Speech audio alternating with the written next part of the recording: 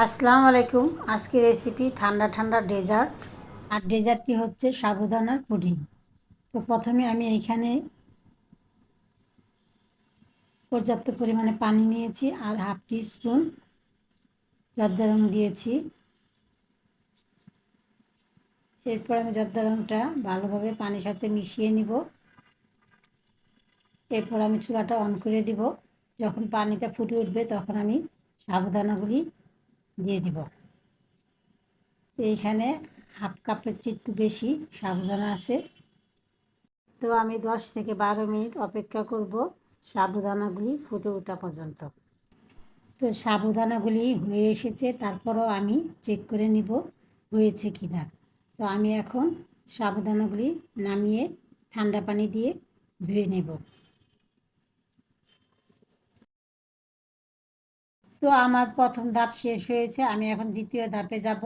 তো এখানে 500 গ্রাম লিকুইড দুধ আছে, আমি এখান থেকে কিছু দুধ উঠিয়ে নিব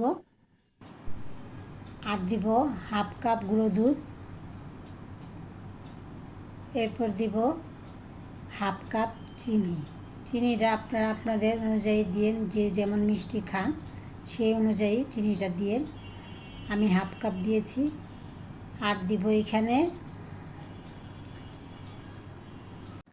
এরপর দিব 2 টিস্পুন আগার আগার পাউডার।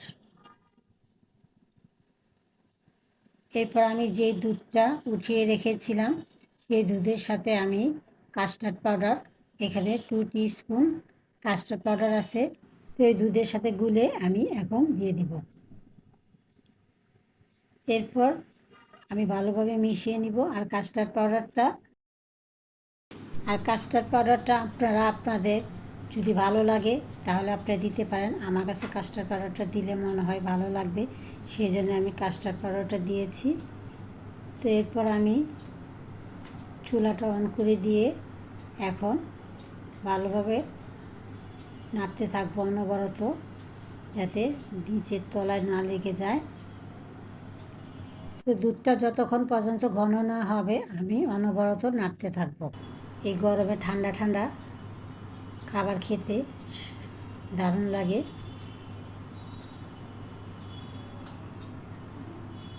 দুধটা ঘন হয়ে গিয়েছে, আমি এখন সাবুদানাগুলি দিয়ে দিব।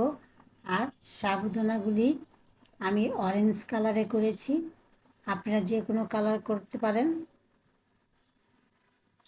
মোট কথা দেখতে সুন্দর লাগাটাই হচ্ছে বড় কথা।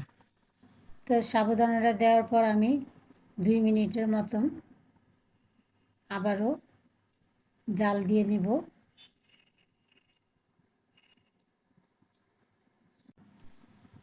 আর যদি আপনাদের এই ডেজার্টটা ভালো লাগে প্লিজ একটা শেয়ার করবেন।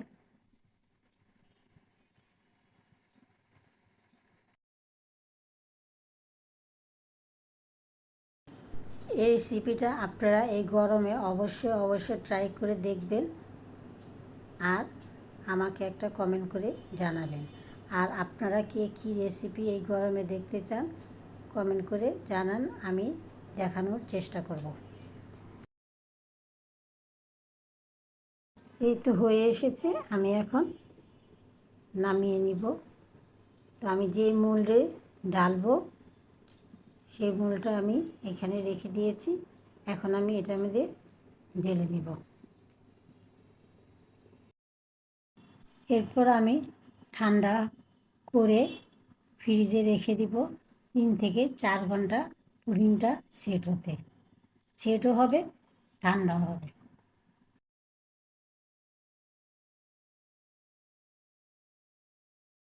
তো আমি এখন ফ্রিজ থেকে বের করেছি, বের করে আমি এটাকে একটা প্লেটে পরিবেশন করব। এই তো হয়ে গেল আমার সাবুদানার পুডিং। তো দেখতেই পারতেছেন সাবুদানা পুডিংটা কত সুন্দর, কত লোভনীয় হয়েছে। এই গরমে আপনারা একটু ট্রাই করে দেখবেন, ঠান্ডা ঠান্ডা পরিবেশন করবেন। তো আপনাদের আমি এখন কেটে দেখাচ্ছি পুডিংটা কেমন হয়েছে। তো হয়ে গেল আমার এই গরমে ঠান্ডা ঠান্ডা সাবুদানার পুডিং। যদি ভালো লেগে থাকে তাহলে ফেসবুকে ফলো, লাইক, শেয়ার আর ইউটিউবে সাবস্ক্রাইব। আল্লাহ হাফেজ।